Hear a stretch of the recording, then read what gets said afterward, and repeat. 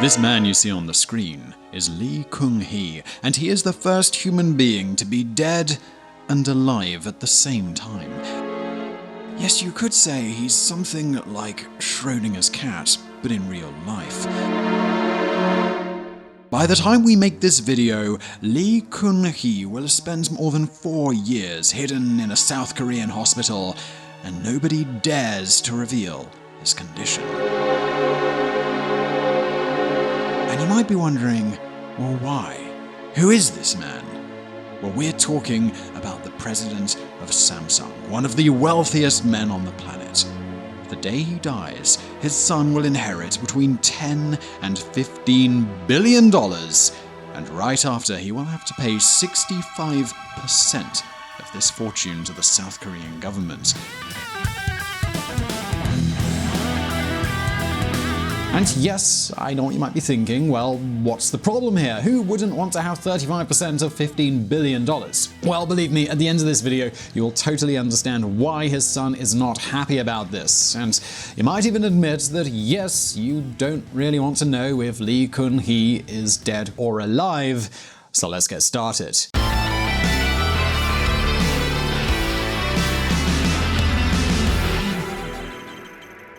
Money is that thing that Kanye West tries to get rid of as soon as possible. Don't believe me? Well, check out this news.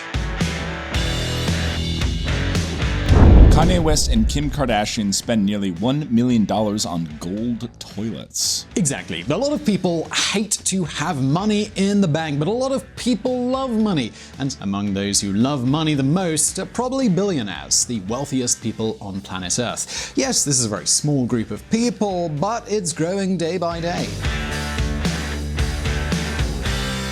Number of billionaires worldwide surged to 2,754 in 2017. This has an easy explanation. Emerging countries. All of a sudden, countries like China and Vietnam are starting to have their own billionaires. And you might now wonder, is this good or bad news? Well, it depends on who you ask. For example, according to Gabriel Zucman, a Marxist economist, this is a hell of a problem. And let me make a quick aside here. You often hear about some sort of conspiracy theory claiming that the mainstream media tries to silence all of the critics of capitalism. Well, both Gabriel Zucman and Thomas Piketty are the new anti-capitalist rock stars, and they've been on the cover of Bloomberg magazine. And no, they weren't painted as the bad guys. So just remember that the next time your smart-ass friend shares their mainstream media conspiracy theories. But let's get back to our story, shall we? So what's the problem with billionaires, according to Zucman? Well, they're destroying social mobility. And well, what is social mobility? It's essentially the academic term for the American dream. Think about it. It's hard to go from rags to riches if you're competing with a guy who was born rich and went to the best universities. According to some economists, wealth in America is getting more and more concentrated in the hands of a small and elite group. Are they right or not? It's hard to tell, because there's not really an effective way to measure social mobility. There are indeed arguments on both sides, but the truth is Zucman's arguments are becoming more and more influential. So today's question is, should we tax wealthy people more? Are there countries that already do that? Does it work? And what does the dead and alive Samsung president have to do with any of this? Well, today we're going to answer all of those questions, but before we do, let's take a look back at the history. Eat the rich! Nobody likes a tax hike, but unless you're Larry Ellison and you're watching this video, in which case, hi Larry, you probably don't get nervous at the mention of a special tax for billionaires. So you might wonder, well, what do billionaires think about paying more taxes? Well, you might be surprised. Warren Buffett and Bill Gates agree that the rich should pay higher taxes. Yes, you heard that right. But hold on a minute, because this proposal of taxing billionaires is a bit more complicated than it seems. They don't just want a higher income tax. We're talking about a wealth tax. And this is very important because wealth is one thing and income is quite another. And pay attention, because this is the key to understanding the rest of this video. Let's hear Eric's explanation. Let's use Bill Gates as an example. He has a net worth of around $103 billion. But make no mistake, he doesn't have it in cash. If we could sneak into his bank account, we wouldn't see anywhere close to that kind of money. So where is all of his net worth? Well, the answer is in assets. Viable things such as houses and, maybe artwork, but of course, lots of Microsoft shares. And this means that if Microsoft shares suddenly lost a lot of their value, Gates' wealth would decrease substantially. And this is why anytime you hear that a person's net worth is this or is that, it's just an estimation. In fact, it's really hard to measure somebody's wealth. And this is why proposals like this generate so much debate. I have a plan. Senator Elizabeth Warren discusses proposed wealth tax and more in Cedar Rapids. So right now, rich people in America pay taxes just like anybody else. Whenever they get income and whenever they spend it, they are taxed. But with this would-be wealth tax, they would have to pay 2 to 3% of their net worth every year. Even if they didn't touch their money that year, they would have to pay it. And we're not just talking about cash, but all kinds of assets that would have to be valued by some expert. So far, there are already 4 countries that have similar taxes: Switzerland, Belgium, Norway, and Spain. We're going to talk about those cases in another video, but the truth is, there is a better formula for taxing the rich, and that's with an inheritance tax. An inheritance tax is the amount we would have to pay any time we inherited money, and it really has a similar effect to the wealth tax. It's just that instead of paying a percentage of your net worth while you're alive, you pay it when you die. Many countries and American states have this kind of tax system. And yes, these taxes pose a large ethical debate. Many of you might think that it's good because it's unfair to be born rich, but many might think that it's even more unfair to end up paying more than half the wealth you've created to the government. In many cases, if we combined all of the taxes you paid while you're alive plus what you pay when you die, you might end up keeping just a very small share of what you made.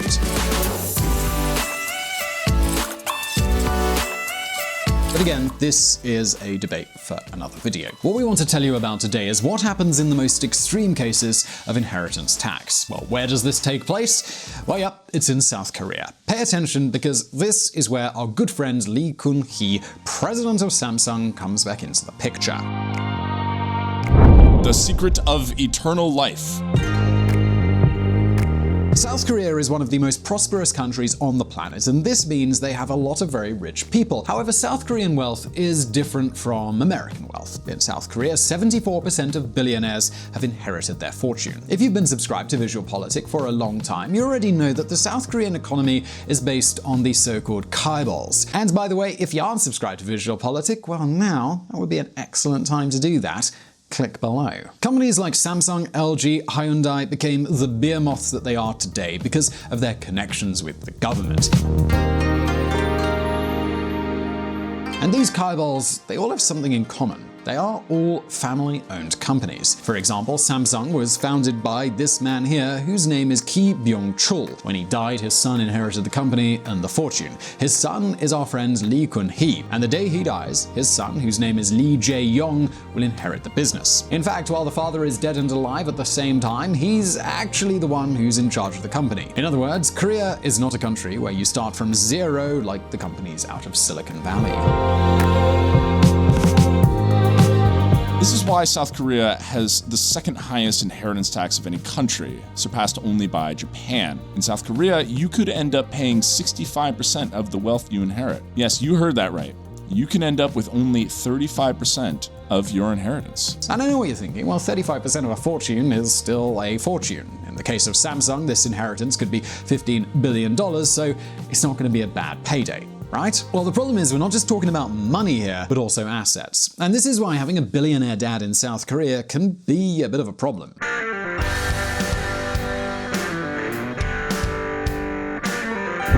Korean businesses are terrified with the punitively high inheritance tax rate, which is among the highest in the world. Think about it. This $15 billion is not cash. Mainly this fortune comes from shares of Samsung. But those $7 billion that he could end up paying, they'll have to be paid in cash. In other words, he would have to sell his father's shares of the company. And so now you might be wondering, well, how many shares would he have to sell? Well, that depends on 2 factors. The stock price at the time the father dies and the stock price at the time he wants to sell it. And, well, in this case, the Samsung family could not be more unlucky. Rumor of Samsung Group Chairman Lee Kun-Hee's death raises stock prices. Whether we're talking about LG, Hyundai, or Korean Air, all of their owners face the same problem. But Samsung's situation is the most incredible of all. In this case, Samsung stocks won't stop growing. This means that the son is going to inherit more and more wealth. But that's not the end of the story, because if all of a sudden he has to sell a large amount of its stock, well, what's going to happen to the market price? Well, it's going to immediately drop. This means that poor Lee Jae-Yong can find himself in the situation of having a really small share of his inheritance. This means no money and no rights over the family business. And this explains why he's willing to do anything to keep his father alive. 11 months after Samsung Electronics chairman Lee Kun-Hee entered Samsung Medical Center following a heart attack, the country's largest business group is maintaining a veil of secrecy over its leader's health and the future of its management. In the meantime, the son is trying to make a deal with the South Korean government in order to pay the inheritance tax little by little. But this won't be easy. His relationship with the new president, Moon Jae-in, couldn't be worse. Samsung heir sentenced to 5 years in jail after corruption conviction. Yep, Samsung was involved in a corruption scandal because they bribed the previous president who was from the opposing party. And day by day, we're learning of how this corruption scandal was worse than we thought. He'll have to go back to court and he might lose all of the penalty reductions that he had. And in the meantime, Samsung stock prices just keep on growing. Since 2016, they have doubled their value. So it seems the only solution for our friends Lee Jae-Yong might be to head onto the streets of Seoul and shout at people to stop buying Samsung stock.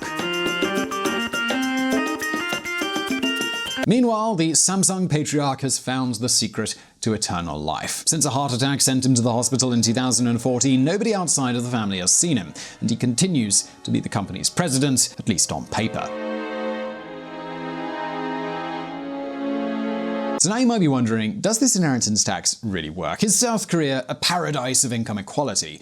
And the truth is, not really. You see, despite the fact that we can't measure social mobility, we can measure equality. How? Well, that's with the Gini index. Here we can see how South Korea is not especially unequal, but not especially equal either. Germany, the UK, even the Czech Republic are far more equal. But of course, that's a video for another day. Now the question goes over to you. Would you vote in favor of a higher inheritance tax like that of South Korea? Would you vote in favor of a wealth tax like the one proposed by Elizabeth Warren? And what do you think will happen to Samsung's president? Well, please leave your answer in the comments section below. Also, don't forget to visit reconsidermedia.com, the podcast that provided the vocals in this episode that were not mine. Also, please do subscribe to VisualPolitik and hit that bell button if you like this video. Also, give us a thumbs up. Why not? And I'll see you next time. And if you want to learn more about politics and hear even more of my lovely voice, you can join us at Reconsider Media. We have a podcast at reconsidermedia.com/podcast. See you there.